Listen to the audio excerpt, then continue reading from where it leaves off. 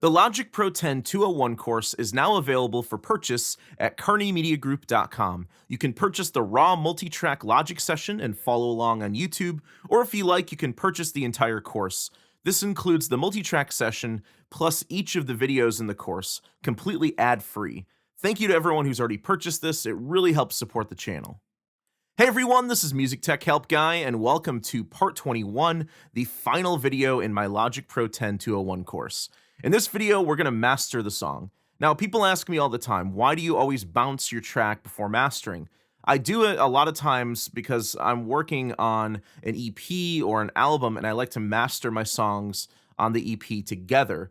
I also do it because sometimes I get playback errors because I'm running too many mix plugins. And third, it also allows me to trim the track a bit easier. But as I'm going to show you in this video, it's totally fine to master right in your mix session. It actually offers some additional benefits like being able to make slight mix tweaks so that the master translates better. Since this is just a single and it's not going on an album, I have no problem mastering it right here in the mix session. Also, one thing to note, when I mix, I almost never use headphones. I'm always using studio monitors, except maybe to check how something translates on the headphones. But when I master, I'm constantly going back and forth between studio monitors and headphones, just cross-referencing the bass, making sure it doesn't overwhelm the headphones, making sure that the highs aren't too unbearable either, and making sure that the master doesn't sound muddy. Typically, the problems I have with mastering is that the master sounds great on studio monitors, but with headphones, the bass might be too loud, the high end is really fizzy and ear-piercing. There's a lot of low mid-range that's making it sound muddy on the headphones. So it's kind of a compromise. The goal is that I want the master to translate well on all speakers. Now, with this kind of music, tonally, it's pretty much where it needs to be. A lot of those decisions were made during the production process and the mixing process. It's pretty much 95% where it needs to be. I just want to apply some sweetening to it and then make sure it translates well on headphones and consumer speakers, and then also bring the loudness up to a standard level, and that's pretty much it. So the first issue we have is that the main output is clipping in the choruses. Please tell me how, when all the world is lost, we're losing ground. It's not clipping anywhere else, just the choruses, and this is because the sub bass takes up all of the headroom in the mix at this point. Anywhere else in the song, the meters are dancing around between -3 and -9, so the sub bass is just taking over the meter, but it's not necessarily too loud. When I listen to this on a system with a sub, it sounds really nice. It's nice and boomy, but it doesn't rattle the whole house. On smaller speakers, you really don't even hear the sub. So what I'm going to do is the first plugin on my master stereo output here is the gain plugin. And all I'm going to do is I'm going to roll this down by about 3 dB or so just to attenuate the signal a bit so we can recover those clips. Now, I always say mix low so that your master output doesn't clip. So normally I wouldn't do this, but because I know Logic can recover clips in this way, I'm just going to add the gain plugin and give myself a little bit more headroom. Logic's mix summing engine is 64-bit, I believe. We go to preferences general, or preferences audio rather. Here it is, summing, high precision. You want to make sure you switch to this too. If you've been working in standard precision, just to save some CPU, you want to switch to high precision here. But yeah, because Logic's mix engine or summing engine is 64-bit, I know that we can recover clips just by adding the gain plugin or pulling down the fader on a track. Again, it's just the sub bass that's clipping, and the good news is when we recover these clips, it's not truncating the waveform in any way. It's just pulling the clip down and recovering it. I really don't want to have to go back in and retweak the mix and pull everything down. There's too much track automation going on.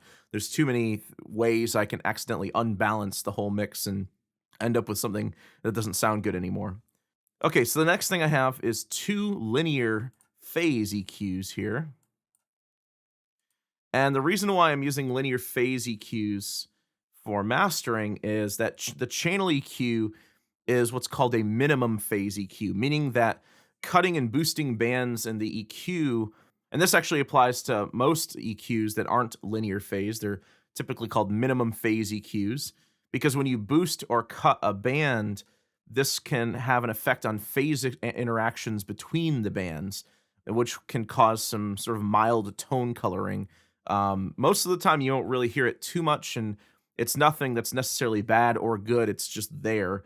But with linear phase EQs, this doesn't happen. They're designed to be completely transparent and phase transparent, which makes them really useful for mastering. The downside is that it's a bit more CPU intensive than the channel EQ is. So the reason why I'm using two EQs is that I'm going to be applying mid-side processing to the master. This means that you can EQ the sides or the stereo elements in the song individually and separately from the mid or mono center material. So in both the channel EQ and the linear phase EQ, there's an option down here that says processing. And normally this is on stereo. This means it's, any changes that you make are affecting both the left and the right channel. If I put this on mid, anything I do here is only going to affect the mid channel, essentially the center channel, everything that's in the center, but it's not going to affect the sides. So for instance, if I just pull the gain all the way down, you're going to slowly hear the center channel go away, and you're just going to hear the sides.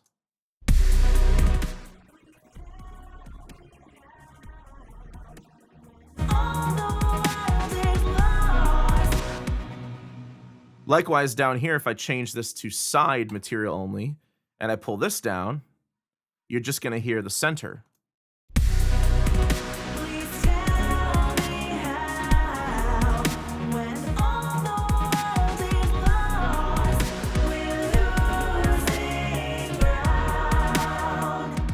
It really doesn't matter what order you put these in, because if I EQ up here, it'll only affect the center. If I EQ down here, it's only going to affect the sides. So it's still serial or series processing. It's not parallel processing. So what I like to do with the mids is I like to, at least for this kind of music where it's kind of bass and kick heavy, I like to boost the bass just a touch around the key of the song. And if you remember, the key of the song is E flat minor. So I'm going to take one of these bands. I'm not going to do it with a shelf. I'm going to do it with this first band here. And I'm going to just apply just a slight boost. Again, this is all about sweetening. It's not about making drastic changes. Now, the note E flat or D sharp is like 77.7 something hertz. If you type that in, it'll just round it to 78 hertz, which is totally fine. So I'm just going to boost 78 hertz a bit.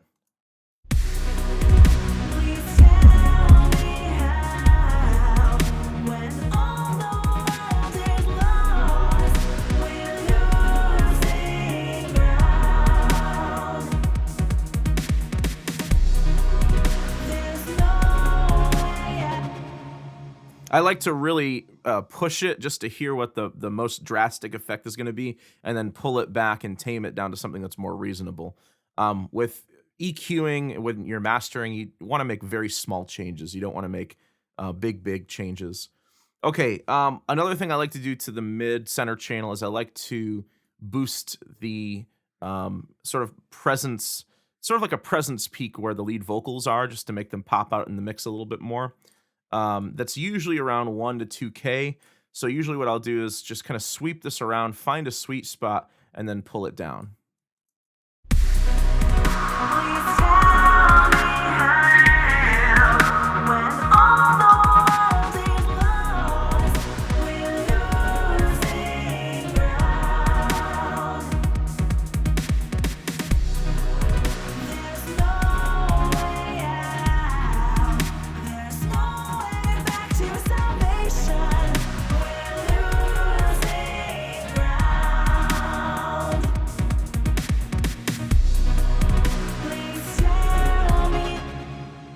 And then I did the same thing, but pulling out a little bit around 500 hertz.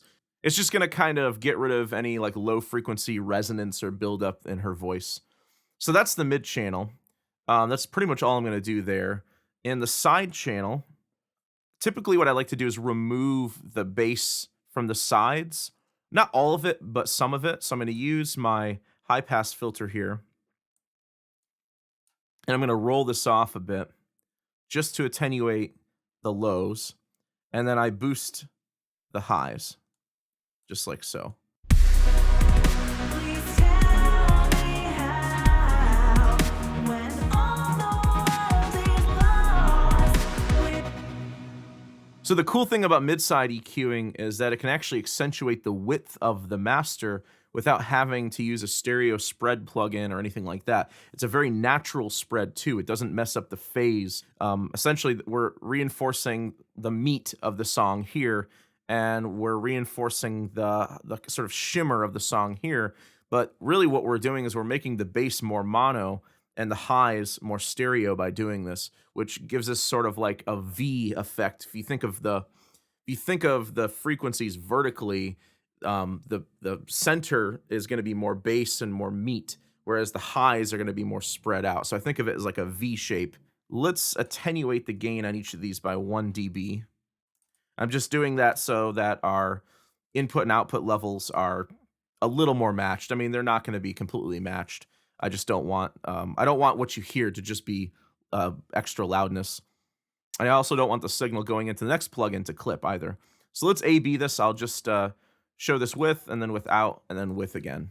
Please tell me how, when all the world is lost, we're losing ground.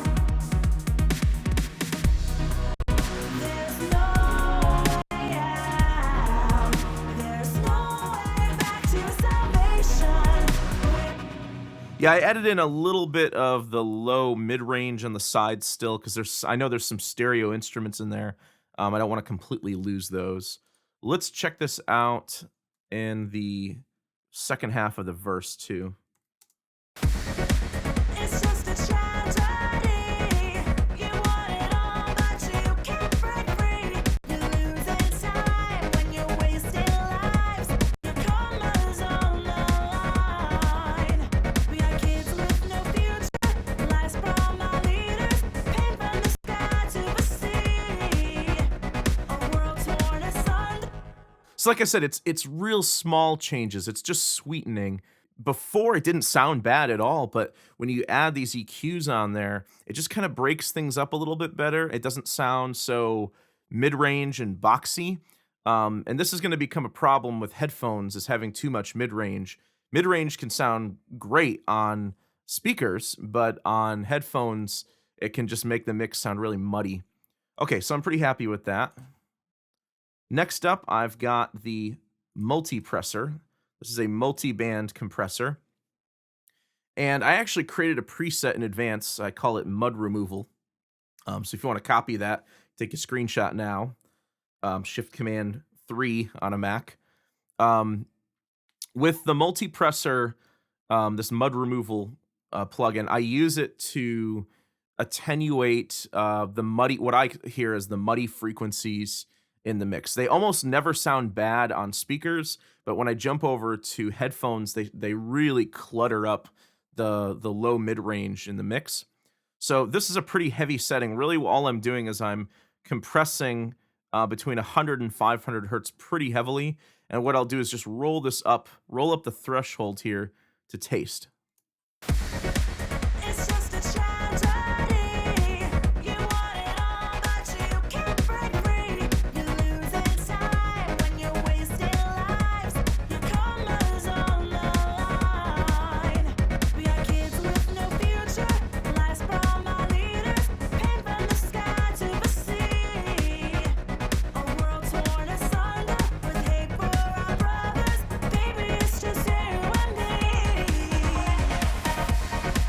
It's just. Please tell me how, when all the world is lost, we're And you can roll down the compression ratio here too. I had it set pretty high, so I softened the ratio a bit and then softened up the threshold. But you'll see in the chorus, it actually hits a lot harder because some of the mid-range of those subs are coming up into this range. So what I'm going to do is I'm just going to narrow that range. So I'm really just attenuating like maybe the 150 hertz to 500 hertz range. And then I'm actually going to control the bass a little bit here too. The ratio on the sub lows is only like 2.5. So we're not really attenuating it heavily. I just want to soften some of the bass hits to make them sort of blend better with the rest of the master. Please tell me how, when all the world is lost, we're losing ground. There's no way out.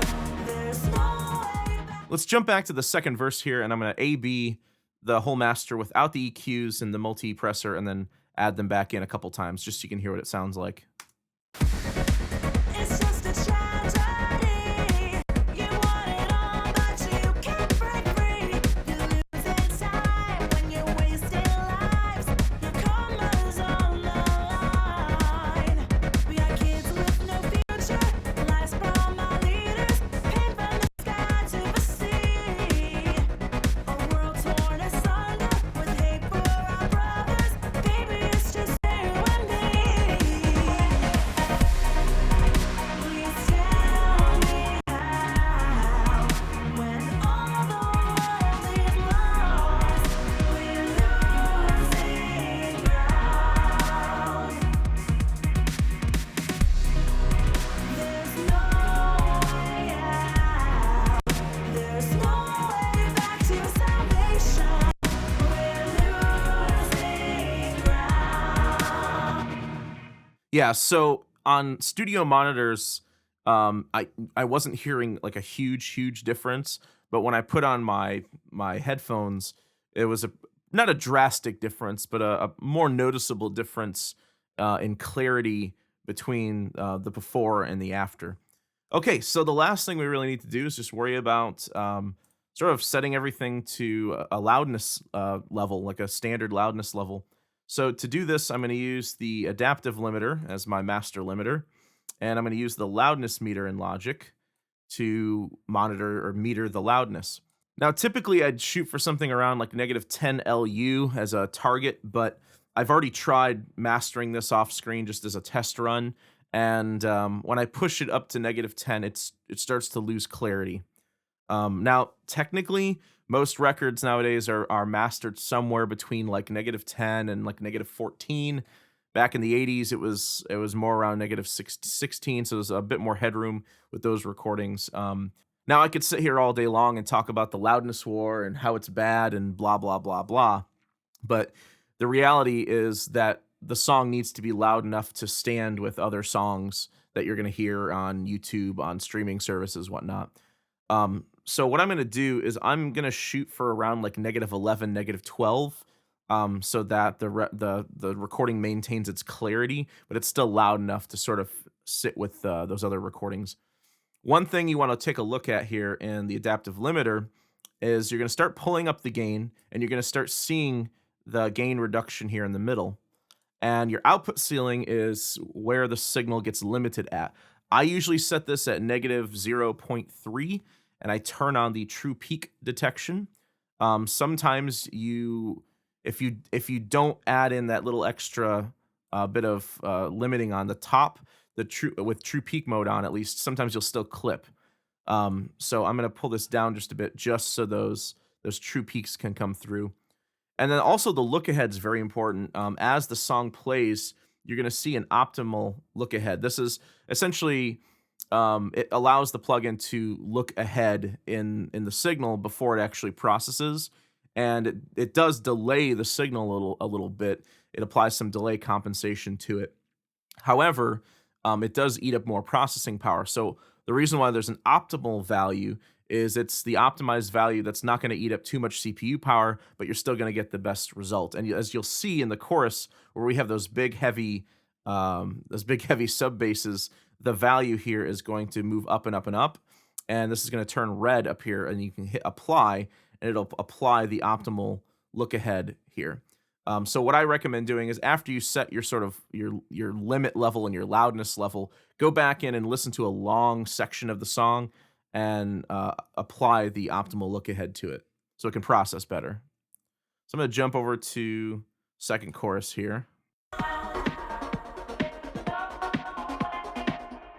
And by the way, if I didn't mention, the chorus is the loudest section of the whole song. So that's where we're really going to hit -11.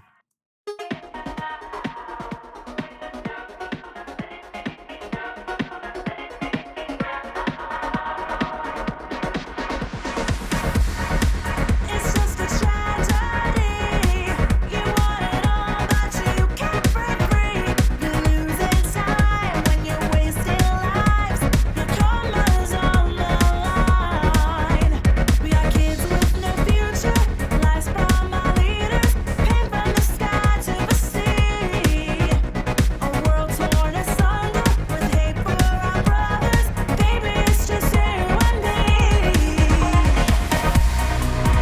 Please tell me how, when all the world is lost, we're losing ground. There's no way out. There's no way back to salvation. We're losing ground. Please tell me how, when all the world is lost, we're losing ground.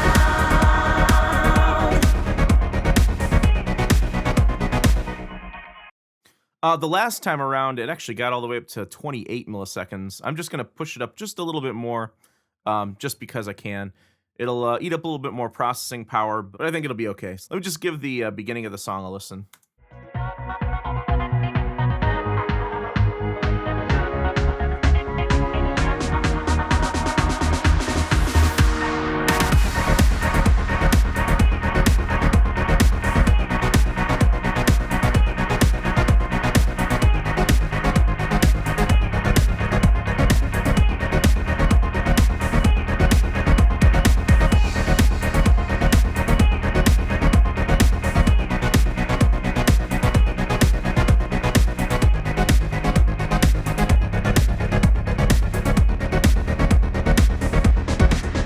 Tell me that you see it. Can you feel it? Can you hear it call your name? It's a broken world, a broken.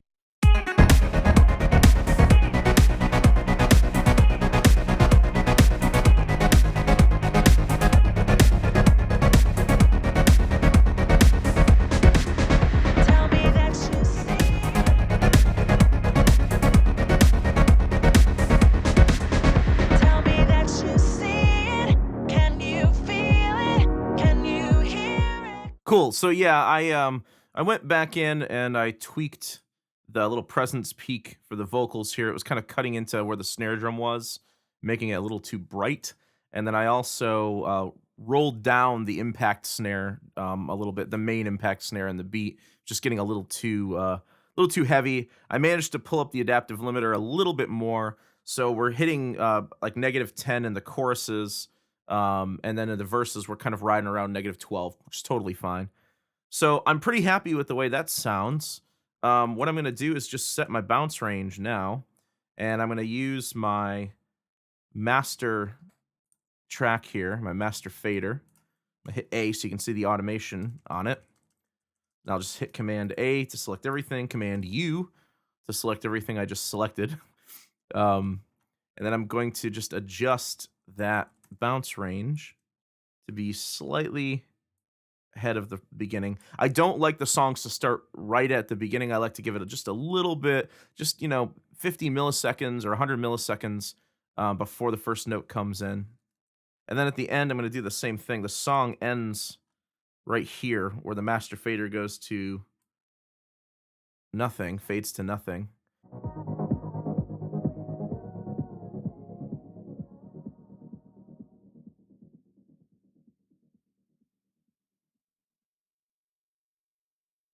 So usually what I do is regardless of where the fade is, where I listen to the song and it just kind of like audibly disappears to me, I'll start counting 1, 2, 3, and then that's where I'll end the song. I like to just put like a short little 2-3 second pause at the end of the song and just a little bit of a gap at the beginning.